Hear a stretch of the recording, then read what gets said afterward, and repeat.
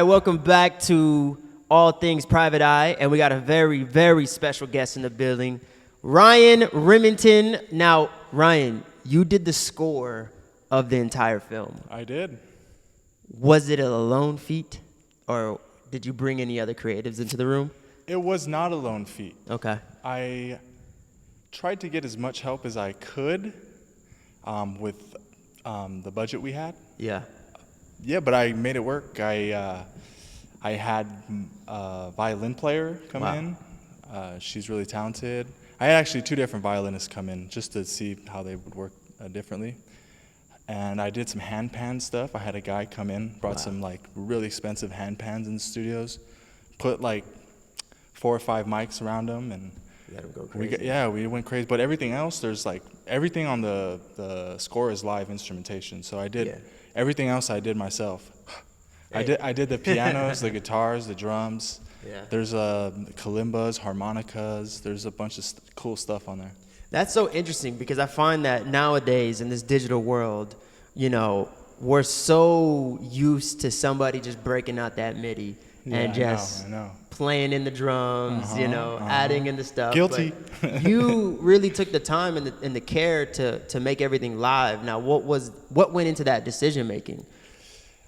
Well, initially the idea came from Jack, and the direction that he gave me was to use classical Spanish guitar. Wow. And he gave me a lot of free rein to kind of explore that a little bit. The score did take a long time to complete because of that, because it was a lot of, at the beginning stage, a lot of back and forth and trying to figure out exactly what sounds he liked and what I liked and what resonated best with the scenes. But I think that decision was what was best for the movie, I think. Yeah, and you getting into music, not only just scoring, what led you into just the musical world in general? Man, it was just God's gift to me at a young age. I just knew that I really loved it. And I think as I got older as an adult, maybe the doubt, kind of lingered in my mind whether or not I could do this sustainably. But I knew in my heart that this was meant for me, or it was my path that I wanted to take. And I think in my mid-20s, I kind of after I've done the band stuff, I kind of was like 1 foot in, 1 foot out. But I followed my heart and just kind of said, this is what I want to go for. Yeah, putting that out there, and hopefully the universe or whatever you look up to will come back in return and say, yes, I see what you want. Now here's your opportunity. And everything that I've done up to this point has validated that decision. So I'm super glad that I followed that. Now with music creation, it was an interesting, I would think that the most interesting thing to do with music, which if you come from a musical background, we usually go music first, visual second, right? So I'm going to create the song, I'm going to create the music, and then we'll think about the visuals that can go with the song. With the movie, it's like the reverse. Yeah. Was that a learning curve for you, or did it make it a little bit, was it an interesting rabbit hole to go down? It was an interesting rabbit hole to go down.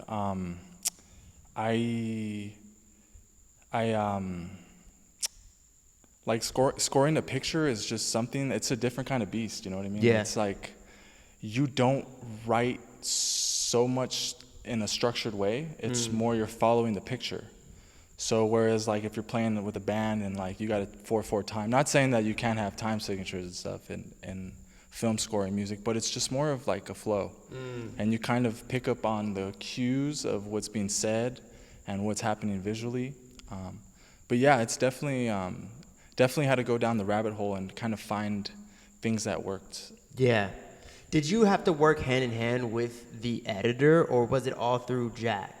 How did that process go? Was it hey, here's an edited scene, can you score this, send us the WAV file, or however, I don't know how that usually works. As a consumer, we're always curious about that. So the back and forth was mostly with Jack. Yeah. So what I would do is I would send Jack some stuff, and he would kind of digest it and give me his personal feedback, but he'd also share it with Elliot, and he would share it with Wyan, the editor, and he would share it with some of the production peers, and he would kind of gather that feedback and give it back to me. Yeah. Was there a theme while you were creating this, or I know you said that there was a Spanish guitar, but was there a theme to walk through, like certain characters that pop on the screen? Like I know that they usually like these instruments, and was there some kind of significance with the instruments that you were choosing? Yeah, definitely, definitely. There is a lot of, like Jack likes to put it, or the way he has like kind of ushered me into this way of thinking is like the psychology of the psychology. You know what I mean? What's going on the movie is kind of manipulating the viewer, but the music is also can take you in another way. Yeah. So it's kind of using the music to kind of tell the story as well. So like there's certain characters in the movie, like Matt's character Mort and Denzel's character have their own special kind of waltz together, and that happens every time they're on screen. And Elliot's character is really fun because his character is kind of like the stereotypical LA bro, you know what I mean? Like spiritual guru. Yeah. So I kind of leaned into that and made the music kind of playful for him. Yeah. So that's where, when we talked about earlier, like the hand pans and like the chimes and like all those kind of, I use these Tibetan singing bowls too. And it came out really cool. I think like whenever you see Elliot on screen, you hear a little ding. Yeah. And it's like, okay, this is going to be a little bit lighthearted. But also there's Mort's character, which also brings a little bit of fire, you know what I mean? So I had combined, there was times where those elements would meet. And there's a lot of good magic that happens that I just can't really explain how it just comes out. It just happens, and you get lucky, you know what I mean? Yeah.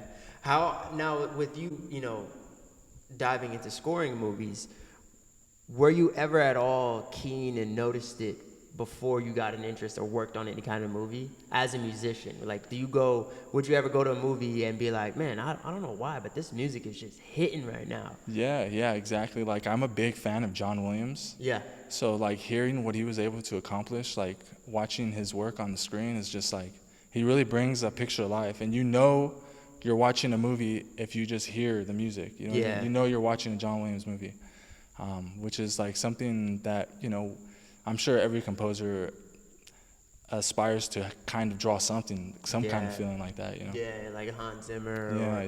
You just know, okay, no, this was scored by this guy. Exactly. Just off of the feeling that I have. Yeah. Now with this, are you diving into more scoring rather than making songs now? Is that something that you kind of want to dive into a little bit more? Or is that like, was this something that you did for this one and it's fun, but my true passion is making music or songs? As long as I'm making music, I'm happy. I really try not to hold myself to have any expectations of what it is I'm doing as far as making music goes, but as long as I'm doing it and I can kind of make a living off of it, then I'm happy. But to answer your question, yes, definitely scoring film is something that I really get a kick out of. Yeah, it feeds. It seems such an overwhelming experience. I commend you because it's. I mean, I can only imagine having to score an hour and something movie when it's like, dude, I just want to make a 3-minute song. Yeah, for real. But more power to you. Is there anything that you're excited about that you're working on right now, or is there anything that you're allowed to talk about? Yeah. I'm doing my 4th film coming up. It's a comedy directed by this gentleman named Andrew Yervish, and I'm just started on it a couple days ago, so I'm still working out some cues, and this is a good opportunity for me because I've done mostly like niche projects where like the instrumentation is kind of quirky, but this is the one thing where I'm being asked to do something more traditional orchestral, which is something that I've been really prepping for, studying in the past couple of years. So, how many instruments do you play? Oh man, I play a lot of instruments, man. I have a bunch of instruments in my apartment. I play a lot of stringed instruments. I got saxophones, I got flutes, I got all kinds of percussion instruments. I got a oud, I got a bunch of guitars. I just love music. I just Yeah. That's your actual passion. Yeah, yeah. That's beautiful, man. Did you? What was the first instrument that you learned how to play? Was it guitar? Yeah, guitar. Yeah. Guitar. I started out, and that's kind of like my utility now. I just kind of always circle back to that if I need to, like, if I need help expanding an idea in another area. Would you say that, learning guitar helped you with the crossover was easy? I wouldn't say easy, but when you started learning other instruments, once you understood the guitar, would you think that was like the best gateway, or should someone go through a piano? Honestly, man, I'm happy the way everything turned out, but piano is essential to today's music maker. It's just, you need it. As far as like what we were talking about earlier, like the MIDI stuff, and like the more skill you have on the piano, the easier time you will have, getting gigs like this and stuff. Yeah. And with these new movies, are you doing it with all live instrument like you did for Private Eye, or are you kind of exploring into other more digital realms? I'm doing all virtual instruments, so all done on MIDI, but still trying to make it pop. Yeah, you want it to feel as real as possible. And what's next for you, like as far as like your own musician stuff? Are you still focused on that? Yeah, definitely. So I think by the end of this year, going into next year, one of my big goals is to start writing my own music, because for the last couple years, I've just been doing music for other people, or just doing music for other projects, and I'm really just excited to see like the culmination of everything I've learned and put into, and see what I can come up with. Now that you've had this experience with scoring and working on bigger projects, I'm excited to hear it too. Is there a specific scene or character that you just loved making music for?